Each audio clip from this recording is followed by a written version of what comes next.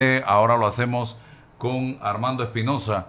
El tema planteado por el señor presidente de la República, con el que estamos totalmente de acuerdo, la necesidad de que ya Panamá tenga una ley educativa moderna, que se haga un replanteamiento en materia educativa, porque la ley vigente data de 1946, 80 años. Señoras y señores, y ahora queremos consultar a uno de los dirigentes gremiales de los docentes. Bienvenido, profesor Armando Espinosa. Dígame usted, ¿qué piensa de esta propuesta inicial, que ni siquiera todavía está en borrador? Es una propuesta del presidente José Raúl Mulino. Buenos días, Álvaro, a ti, a toda tu honorable audiencia. En efecto, sí, escuchamos la propuesta del presidente de la República sobre cambiar la Ley 47 Orgánica de Educación. Nosotros siempre hemos planteado la necesidad no solo de cambiar la Ley Orgánica de Educación, sino de hacerla cumplir, porque las leyes en Panamá son necesarias que se modifiquen de acuerdo a los tiempos.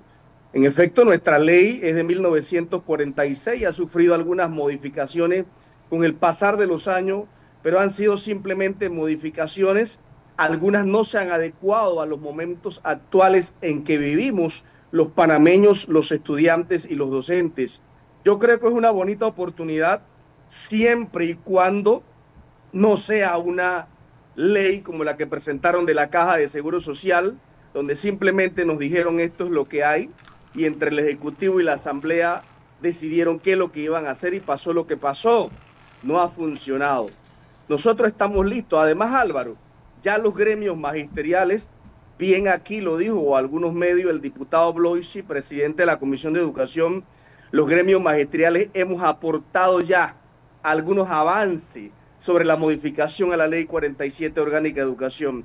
Y en otras administraciones también lo hicimos y también lo planteamos para que la educación pueda surgir en este país. Recordemos que aquí se ha vendido gobierno tras gobierno que los docentes, que los gremios magisteriales somos el problema de la educación. El problema de la educación no somos los docentes ni las dirigencias magisteriales, son quienes han administrado el Meduca por más de 30 años, 50.000 millones de dólares en presupuesto para el Ministerio de Educación, Álvaro, y tenemos aún aulas, ranchos, escuelas sin agua, escuelas sin electricidad, no hay libros de texto, el maestro compra el material didáctico, el currículum está desfasado. El problema es de nosotros. Nosotros simplemente somos servidores públicos del Ministerio de Educación y protestamos como todo ciudadano cuando las cosas no se están dando bien, Álvaro. Ok, ustedes, el presidente habló de cambios en el área, si no me equivoco, administrativa y académica. ¿Dónde creen ustedes que deben, o hacia dónde creen ustedes que deben ir dirigidos esos cambios en materia educativa? Mira, la ley 47 tiene más de 300 artículos, la actual. Y no es una ley que es mala, el problema es que no se aplica, Álvaro. Te voy a dar ejemplos claros. Por ejemplo, aquí en Meduca, según nuestra ley, hay un viceministerio de infraestructura. Meduca es uno de los ministerios que más viceministerios tiene, académico, administrativo e infraestructura. Te pregunto, ¿eso funciona? ¿Alguien conoce a la viceministra de infraestructura en acción? Yo no sé si tienen algún problema con la actual ministra, pero pregunto, ¿funciona el viceministerio de infraestructura? ¿Está en la ley? Yo le No voy a funciona. decir, le voy a pasar un dato sobre ese tema. Claro. Ahí hay un problema. Bueno, La imagina. persona que fue nombrada viceministra de infraestructura y que venía de, creo, de dos administraciones anteriores, con un récord bastante bueno, parece que no cayó en gracia de la actual ministra y se hizo de todo para sacarla del puesto, a tal grado que esta persona fue llevada a la Secretaría de Metas con el cargo que tenía en el Ministerio de Educación de viceministra. Y no está en el Meduca, está en la Secretaría de Metas, hasta lo último que supe, creo que era por ahí. Y en el Meduca se puso a alguien de cercano o de confianza de la actual ministra, sin el rango de viceministra de Educación. No sé si ya eso cambió, pero eso era lo que había sucedido hace unos meses atrás. Así anda el área de infraestructura. Y ahí está claro, Álvaro, podemos hacer cuantas leyes queremos en este país para el tema educativo. Si los que administran el Estado y el Meduca no cumplen las leyes, no vamos a resolver nada. Mira, el caso del Viceministerio de Infraestructura fue una de las últimas normativas que se incorporó a nuestra Ley 47 Orgánica de Educación. ¿Funciona? No. Ya tú explicaste por qué no funciona. Porque si no me gusta alguien o yo no estoy de acuerdo con alguien, entonces no trabajo con esa persona. Ahora bien, ¿cuál es el resultado?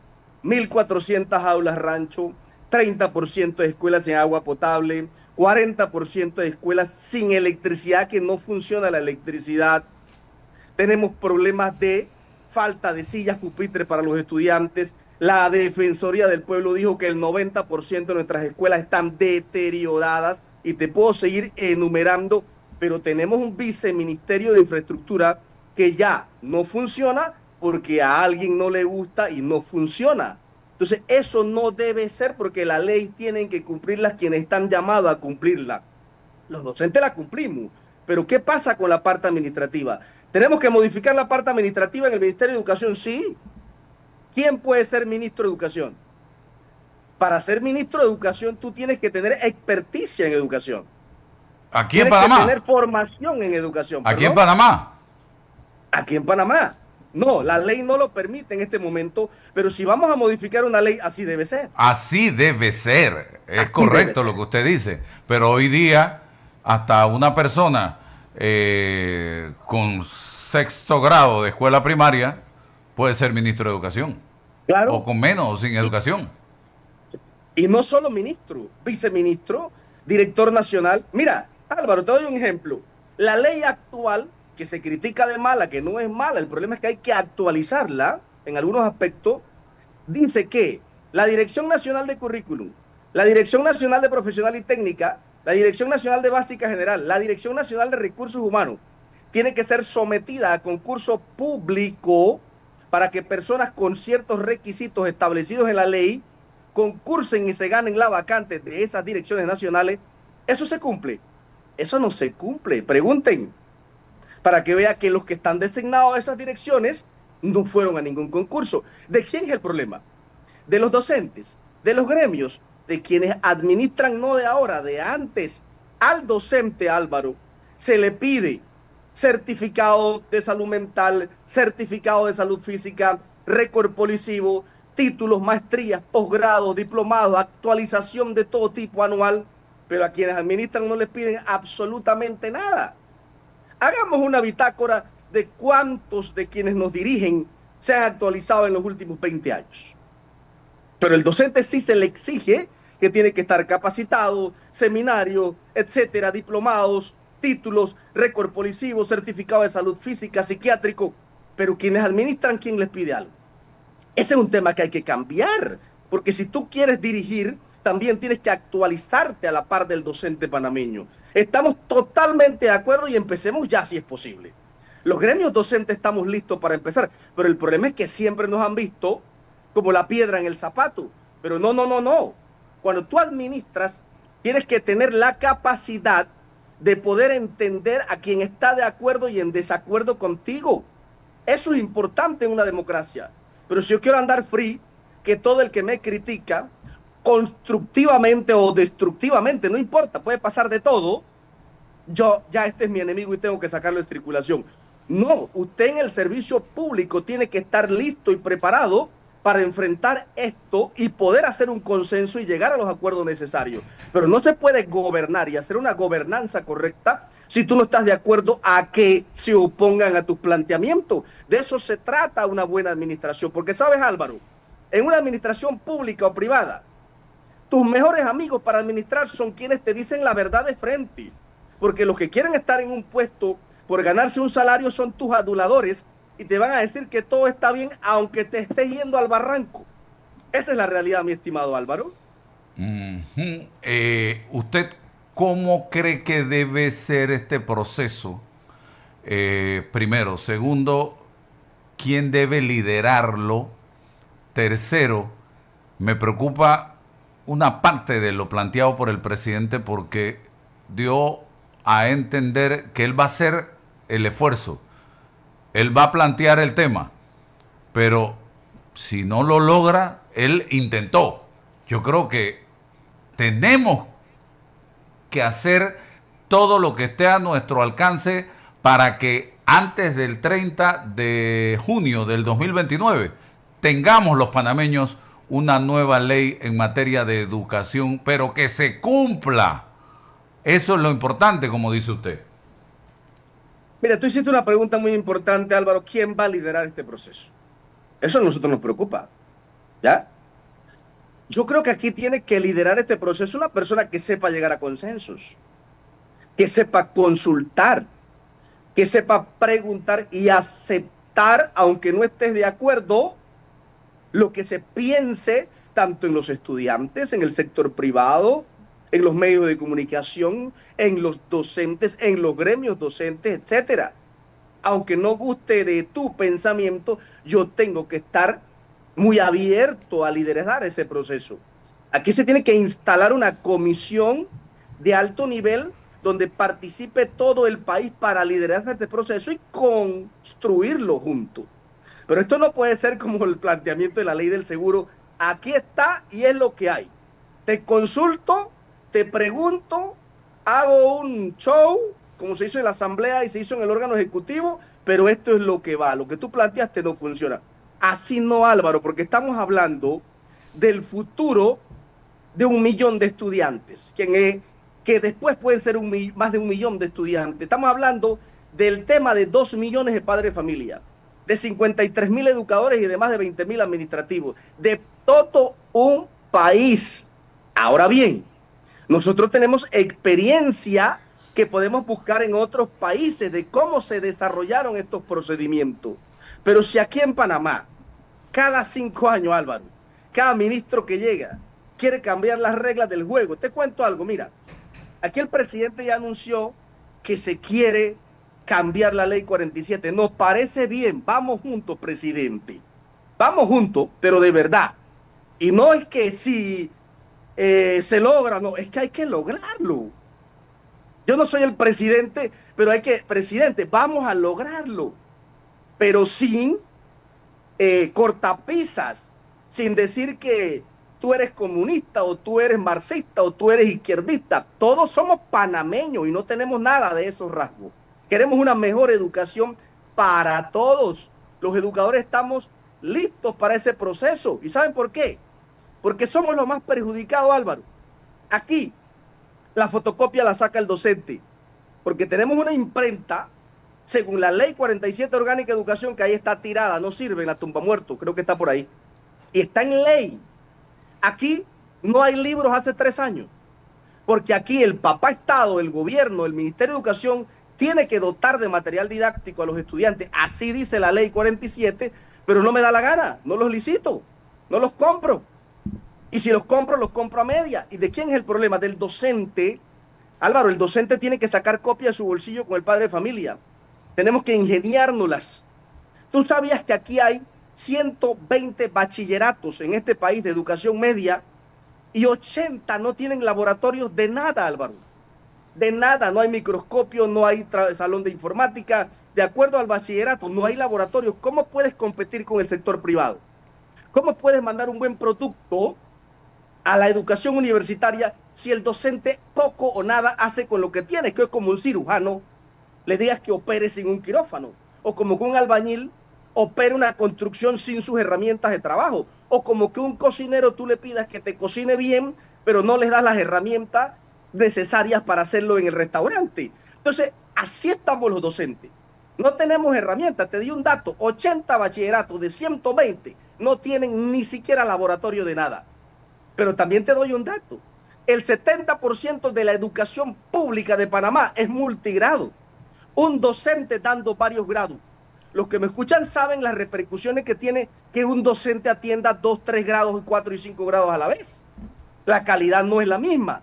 Y te cuento algo, en este país por décadas y por años, solo un sector de la educación, de las escuelas, tiene derecho a tener docentes de inglés, docentes de educación física, docentes de áreas especiales, como la educación especial, que es una inclusión que se hizo desde el gobierno de Martín Torrijos, pero solo unas escuelas o niños tienen derecho a esa educación. Esa es una transformación que hay que hacer en nuestra ley 47 orgánica de educación. Todos tienen que tener el derecho y todos tienen que ser incluyentes. Otra cosa, se está hablando de un rediseño curricular en el Ministerio de Educación. ¿A quién le preguntaron? Nosotros no sabemos absolutamente nada y en semana se tienen que capacitar todos los docentes sobre el rediseño curricular. Pero estamos hablando de una nueva ley, pero queremos rediseñar el currículum. Pero si vamos a hablar de una nueva ley, bueno, vamos a esperar para entonces rediseñar lo que hay que rediseñar de nuevo.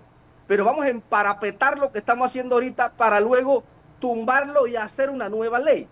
Por eso que hay que tener planificación coherente de lo que queremos hacer en el Ministerio de Educación. Pero Álvaro, aquí tú dices, te paras en esta pantalla, en este micrófono, criticas, dices correctamente hacia dónde hay que ir, entonces ya eres malo, ya no eres del grupo, ya hay que abrirte un proceso, ya eres comunista, ya eres izquierdista, ya eres marxista. Y señores del Ministerio de Educación, ministra, eso hay que acabarlo. Usted tiene que consensuar, tiene que ser una figura de consenso, de diálogo, empática, con quien estoy de acuerdo y con quien no estoy de acuerdo. Nosotros no podemos seguir en un Ministerio de Educación tachando a los demás de ilógicos y de que los que no aportan, cuando aquí los gremios magisteriales, por décadas, Álvaro, hemos aportado mucho al sistema educativo, solo que cuando ya nadie nos escucha tenemos que accionar. Entonces, vamos a hacer el trabajo. Estamos listos, Álvaro, lo repito nuevamente, para una transformación de la Ley 47 Orgánica de Educación. Pero vamos a hacerlo desde adentro, con los actores. Vamos a hacerlo para que se cumpla.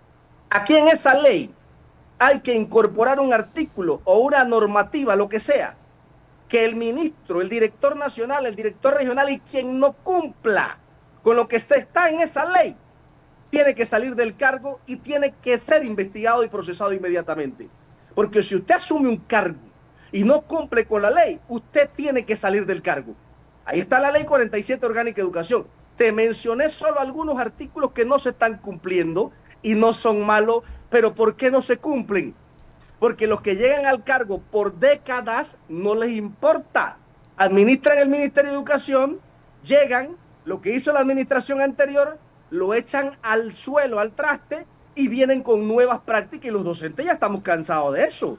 Que si con Varela Panamá bilingüe, no me gustó Panamá bilingüe, ahora viene otra cosa. Que si con Martín Torrijos, conéctate al conocimiento. No me gustó eso, lo tumbo. Que ahora con la ministra Molinar entre pares, llega otro gobierno y dice, no, entre pares no funciona, lo elimino. Ya pasó en la administración anterior. Y entonces, y los millones, y los maestros, y las capacitaciones, y nosotros ¿qué somos? Relajo, títeres, ¿de quién? Por eso es que tenemos que tener una ley que se cumpla, y que en esa ley, quien no la cumple, tiene que salir del cargo, Álvaro. Oiga, ¿qué piensa usted de... Ya yo expresé mi punto de vista, lo escucho a usted, puede que no esté en la misma línea, de subir a 4 el promedio para otorgarle al estudiante el pase U o anteriormente beca universal?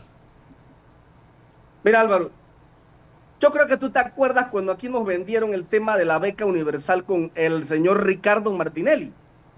Nos aumentaron del 5% el ITBMS al 7%, ¿se acuerdan? 2% el ITBMS y nos metieron el cuento de que eso era para subsidiar con una beca universal, que al final es un subsidio, para que los estudiantes no desertaran de la educación, porque tenemos altos niveles de deserción. ¿Por qué tenemos altos niveles de deserción? Por los problemas económicos que tiene este país, por la desigualdad que hay en este país, y se incorporó el tema de la beca universal, que es un subsidio que se le daba a los estudiantes que llegaban al 3. Yo tengo 30 años de servicio en el Ministerio de Educación como maestro, orgullosamente. Y yo te soy honesto. Cualquier persona que no sea maestro en un aula de clase puede decir, hay que exigirle el 4 a los muchachos. Hay que exigirle el 4,5. Hay muchachos que por sus condiciones de aprendizaje, socioeconómicos, familiares, etcétera, tienen 3,2, 3,3, 3,4, 3,5, 3,8, y eso no quiere decir que son malos estudiantes. Yo conozco profesionales, médicos, periodistas, abogados, docentes, administradores de empresas, que fueron 3 con algo en la escuela y hoy son exitosos en la vida. Pero tú le quieres coartar el derecho a los estudiantes porque no llegan al 4 cuando no todo el mundo es 4. Oye, en este país no todo el mundo es ingeniero, médico, doctor, docente. Hay gente que van a otro sector porque su capacidad no le dio para ser matemático, ni químico, ni físico, ni estudiar esas carreras. Van a otro sector. Pero, aquí lo dijo el presidente. Yo soy abogado porque no me gustaba la matemática, ¿cierto? Pero también sé de casos, no sé si usted conoce, de padres de familia y propios estudiantes que amenazan al docente para que le ponga 3 y no perder el pase U o anteriormente la beca universal, y eso tampoco puede permitirse. Obvio que no, pero para eso están las autoridades. Yo te puedo dar un caso aquí en el Beatriz Miranda de Cabal. Una madre de familia amenazó a la docente, coaccionó al director porque el estudiante reprobó. Y le cambiaron la nota, el director, no la profesora. Y legalmente se la cambió. La denuncia está presentada en el Ministerio de Educación y no han hecho absolutamente nada. Eso acaba de pasar hace 15, 20 días. Pero no todos los docentes se atreven a presentar estas denuncias. No, no todos. Aquí se habló de una denuncia administrativa por la ministra de que le tiraron algún químico a una funcionaria del Ministerio de Educación hace unos días. Pero Álvaro, aquí todos los días en el año escolar los docentes son amenazados, le gritan, les quieren pegar dentro de las aulas de clase y las escuelas, y aquí tú no ves a un ministro, a un viceministro, a un director regional hablando a favor de los docentes, porque aquí pareciera que hay un odio contra el docente panameño, y eso no puede seguir pasando. Tenemos que pasar la página y entrar a trabajar en consenso y con empatía dentro de esta institución que tiene que ver con alrededor de 4,5 millones de panameños, Álvaro. Bueno, entonces ustedes están listos precisamente para cuando se quiera meterle mano a esta reforma o nueva ley de educación. Sí, pero lo que pasa es lo siguiente, Álvaro. La actual administración, por desconocer a los gremios magisteriales que están en ley, y espero que no se metan en la ley con las organizaciones docentes, el problema no somos nosotros, ¿eh?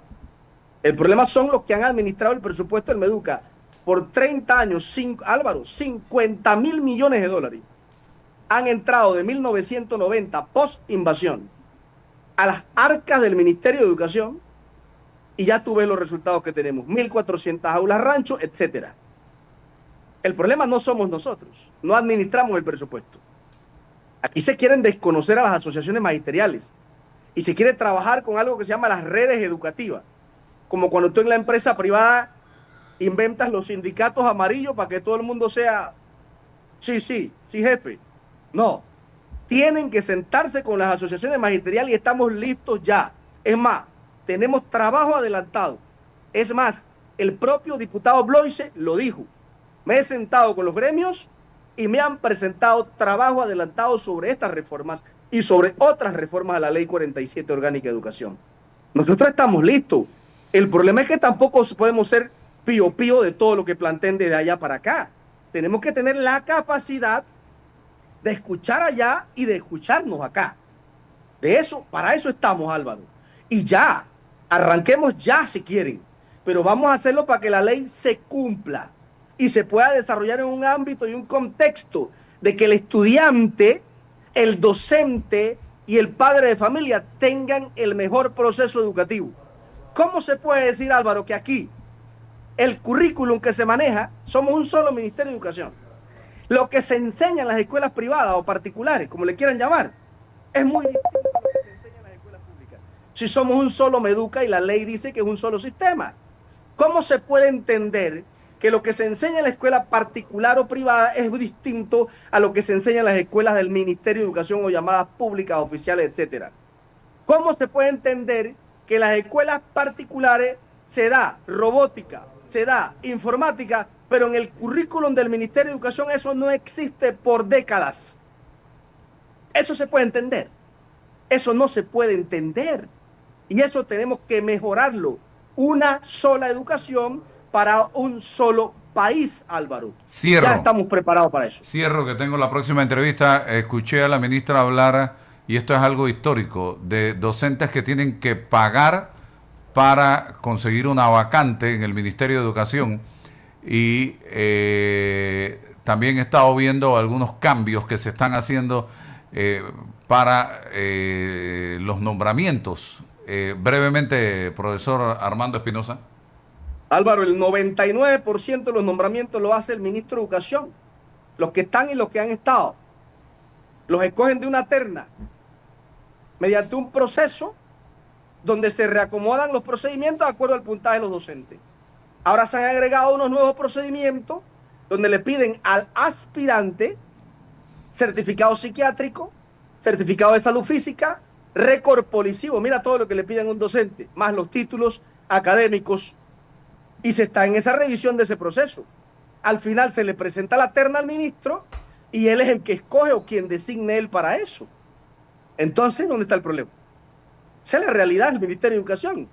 El ministro es el que nombra del secretario al asistente, al director nacional, al docente, al profesor, de una terna. Y la terna la escoge el ministro quien designe. Esa es la realidad del sistema educativo actualmente mediante el proceso de vacante en línea llamado Aprovel, Álvaro. O sea que si alguien está cobrando es en el Meduca. Que revisen pues dónde es y que presente las denuncias y los nombres, porque aquí estamos acostumbrados, Álvaro, a decir, no, es que Álvaro es tal cosa, pero presenta las pruebas, las evidencias, la realidad. Aquí cualquiera puede destruir a una persona en un medio diciendo que me acosó, que me cobró, que hizo tal cosa, pero en el proceso, ¿dónde está lo que se tiene que hacer? Ya te expliqué que dentro de la Ley 47 Orgánica de Educación y el Decreto 56, antes 203, quien termina con la selección del docente es el despacho superior. Ese procedimiento termina en la selección en el despacho superior y lo escogen de una terna de 3. 1, 2, 3. A veces no escogen el 1, escogen el 3. ¿Quién decide eso? El ministro. Y eso es legal hacerlo. No sé, ¿quién lo hace de ahí para allá? Bueno, le agradezco, profesor Armando Espinosa, por estar con nosotros en la mañana de hoy, aquí en Noticias 180 Minutos. Que tenga excelente día. Muchas gracias, Álvaro, y a toda tu audiencia. Gracias. Vamos inmediatamente con nuestra próxima entrevista. Rodi Rodríguez es el representante de Parque Lefebvre y está con nosotros en la mañana de hoy, precisamente para hablarnos de algunos temas importantes